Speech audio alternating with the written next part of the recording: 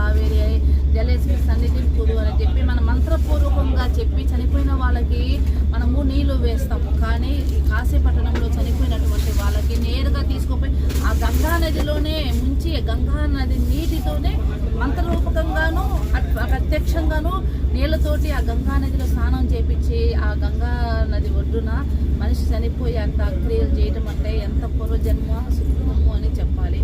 చాలా అసలు ఎంత బాగా చేస్తున్నారండి.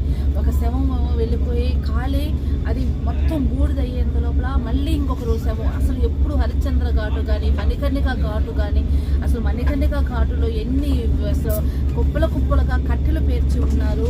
నిజంగా ఈ కాశీపట్టణంలో హరిశ్చంద్ర ఘాట్ అనేది ఎప్పుడూ ఖాళీగా లేదు. అలాగే మణికర్ణిక ఘాటు ఎప్పుడూ ఖాళీగా లేదు. ఎప్పుడు శవాలు వస్తూనే ఉన్నాయి.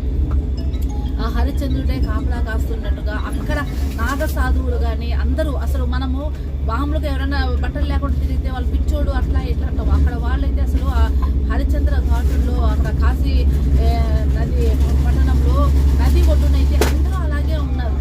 మనమైతే అసలు బట్టలు లేకుండా తిరిగితే మూడు అనుకుంటాం. వాళ్ళందరూ ఆ ఒళ్ళు మొత్తం విభూతి పూసుకొని నాగ సాధువుల్లాగా ఎంతమంది ఉన్నారు అంటే ఎంతంత జడలు వేసుకొని నిజంగా వాళ్ళందరూ అక్కడ కాలినటువంటి శవాల దగ్గర ఉన్నటువంటి భస్మం తీసుకొని వచ్చి మనకు ఆశీర్వాదం చేసి విభూతిగా పెడతారు. గంగాహారతి ఎంత అద్భుతంగా ఉందో అండి. గంగాహారతి చూసేదానికి కళ్ళు సరిపోవటం లేదు. నిజంగా ఆ సాయం సంధ్య వేళల్లో మాకైతే పౌర్ణమి రోజు కూడా అక్కడే ఉన్నాము. ఆ మాఘ శుద్ధ పౌర్ణమి రోజున ఆ నిండు పున్నమి చంద్రుడికి ఆ వెలుతురికి ఆ వెలుగు కిరణాలు నదిలో పడుతూ ఉంటే వీళ్ళు ఇస్తున్నటువంటి ఈ గంగాహారతి కిరణాలు ఆ నదిలో పడుతూ ఉంటే చూసేదానికి కళ్ళు సరిపోలేదండి.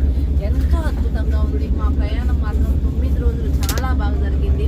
మీరందరూ కూడా ఖచ్చితంగా ఒక్కసారైనా పోయి కాశీపట్టణంలో 9 రోజులు